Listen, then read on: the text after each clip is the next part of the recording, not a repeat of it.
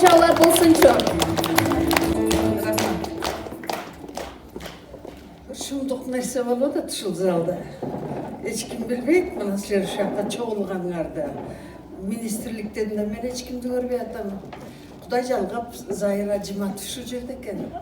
Зайыр мына биздин филармониядагы поэзия кечелерибизди дайыма алып барат да. Чагылдырат, азаттыкта чагылдырат. Ана мен айта турган сөзүм ушу биз филармонияда 2 жылда 3 жыл болуп кетти го ушундай поэзия кечелерин өткөрүп, балким сиздер да келип каласыздар ошого. Ошентип атсак, бүгүн мына сиздер чакырдыңыздар саат 12-ге.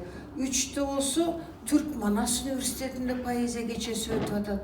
Дагы поэзия кечелери өтүп атат.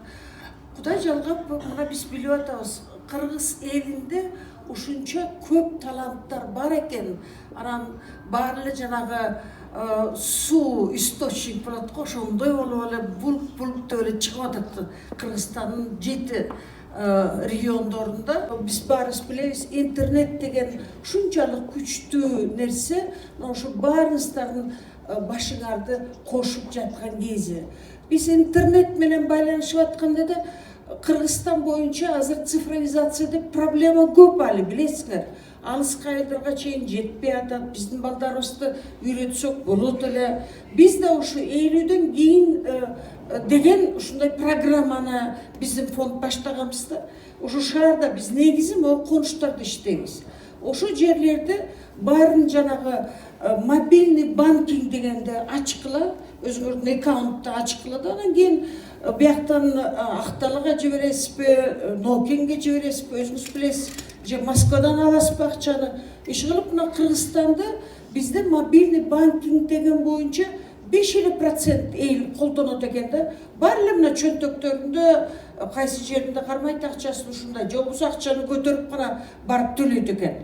90% Россия жөн эле карточка менен мамтып коет экен. Ошо тигилердин кассасына тигизип коет өзүнүн карточкасын, же болбосо азыр телефондо деле тигизип койсо болот экен. Кытай ошондой, Түркия ошондой, батыштын баары ошондой. Биз эле ушинтип эле акчаларды кармап жүрөт экенбиз. Мен муну айтып атканым анткени интернет деген абдан маанилүү экен. Ушу баарыңар интернет аркылуу кошулуп атасыңар. Эми мен дагы мына үйрөнүп отуруп силер эмнени жасап атканыңарды. Мына кол өнөрчүлүк деп атабыз.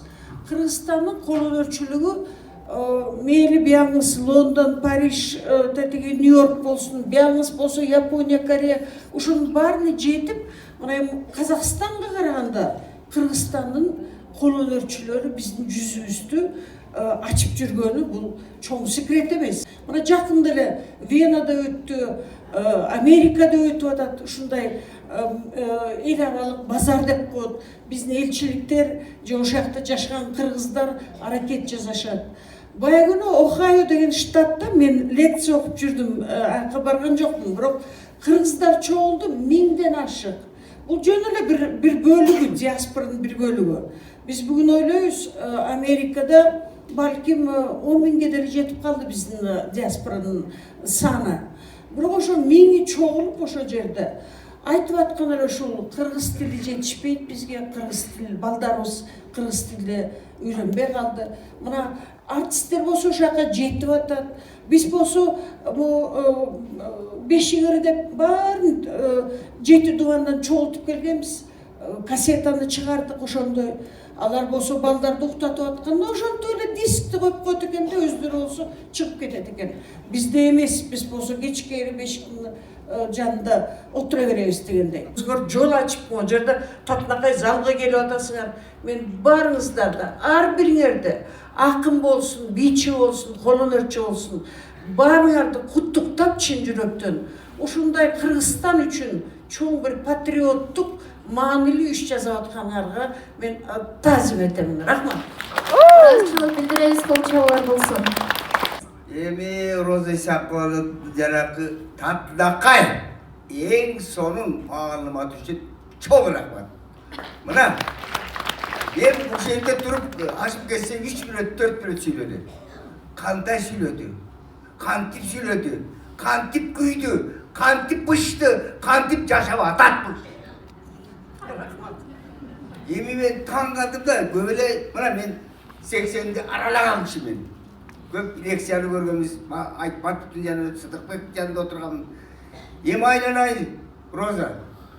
Сага, сизге Кыргыз элинин атынан, мына бабы эки жери Татлакай Бактыгүл деп атты бекер коюптур.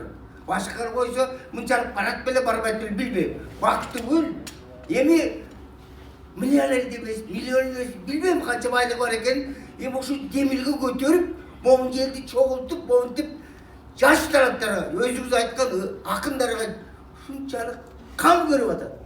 Бир жерде отуруп таң калам айланайын. Пейилине, аракетине, уяу, даже мотивацияда уят сыйдырам разым айланайын. Мына, мен билбейм, эмне деп айтарымды билбей калат экенсиң ушунчалык. Мына жаратан бери, мына акыркы жанагы айтты го, мына айланайын Роза Сакова. Ошол 5 куплеттер түз сизге тиешет.